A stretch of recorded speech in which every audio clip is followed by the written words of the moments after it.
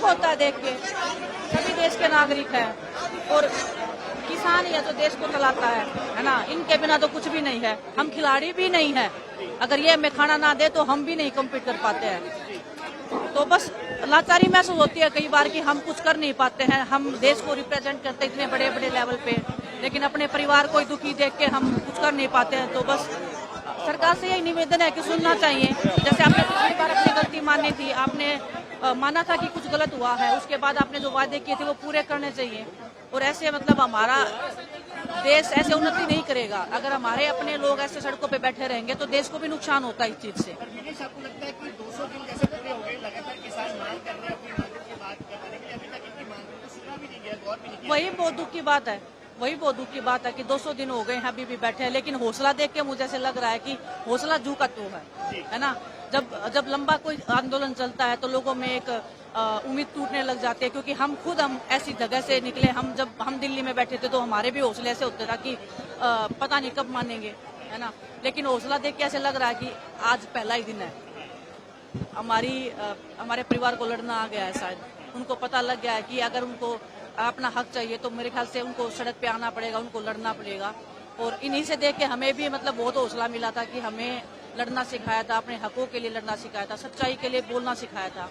तो बस मैं शुक्रगुजार हूँ परमात्मा की कि ऐसे परिवार में जन्म दिया उन्होंने, ऐसा मौका दिया मुझे कि इस परिवार को मैं जानूं, इस परिवार के दुख में सुख में हिस्सेदारी बनी रही मेरी।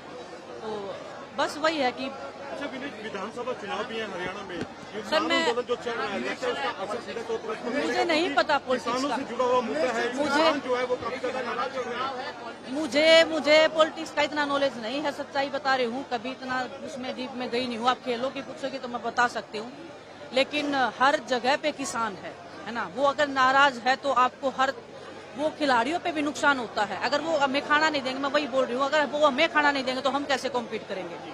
लेकिन वो इतने निर्दयी नहीं है, ये खाना देते हैं पूरे देश को। इतना सब होने के बाद भी ये लोग खुले दिल से पूरे देश को आज भी अनाज दे रहे हैं। ये चाहे तो सब कुछ बंद कर सकते हैं देश का, लेकिन बड़ा दिल है इनका बहुत ज्यादा, और सरकार को भी बड़ा दिल दिखाना चाहिए इस मामले में।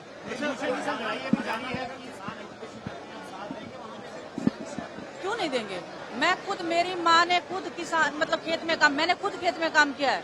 मैं ओलंपिक में बाद में गई हूँ, पहले मैंने खेतों में ही काम किया है ना। तो दुख होता है यही देख के कि क्योंकि लोग ऐसे कोई भी अपना घर परिवार छोड़ के नहीं बैठता है। हम भी जब दिल्ली में बैठे थे तो मजबूरी में ही बैठे थे, हर कोई मजबूरी में बैठता है ना। इनके पास खेत है, अपने काम कर सकते हैं। ये देश की उन्नति में बहुत बड़ी भागीदारी हमारे किसानों की है, और वो अगर सड़क पे बैठते हैं तो देश को भी नुकसान होता है इस चीज का।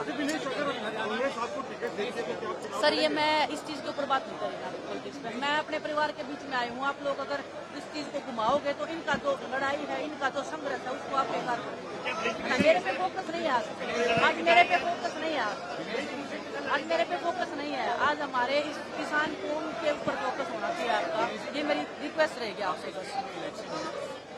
मैं पूरे देश की हूँ सर, मैं पूरे देश की हूँ। मैं खिलाड़ी हूँ, मैं एक भारत देश की नागरिक हूँ। किस स्टेट में इलेक्शन है उससे मेरा कोई मतलब नहीं रहता है कभी भी।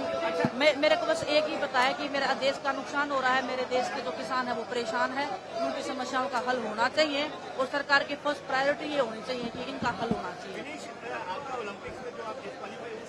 आरोप लगाए गए केंद्र सरकार के। सर मैं आपको यही बोल रही हूँ। आज अगर आप हमारे इस किसान कौम का अगर संघर्ष अगर आप दिखा सकते हो तो उसके ऊपर ज्यादा फोकस होना चाहिए। मैं अपने पे नहीं लेके जाना चाहती। मेरा जिस दिन बात होगा मैं आपको बुलाऊंगी, बात करूंगी, लेकिन ये आप उस चीज को अगर दूसरी तरीके में हम लेके जाएंगे तो इनका संघर्ष बेकार हो जाएगा, है ना। तो आप सब आ रहे हो यहाँ पे, आप लोग इनको कवर कर रहे हो, मेरे लिए बहुत बड़ी खुशी की बात है कि आप लोग साथ दे रहे हो। प्लीज इनके हक के लिए बोलते रहना, क्योंकि आपको भी पता है आप लोग भी कहीं ना कहीं ऐसे परिवार से आते हैं, तो आप सच के साथ खड़े रहिए और संघर्ष बेकार नहीं जाएगा, इतना मुझे विश्वास है, इतना मैं बोल सकती हूँ। धन्यवाद आप सबका।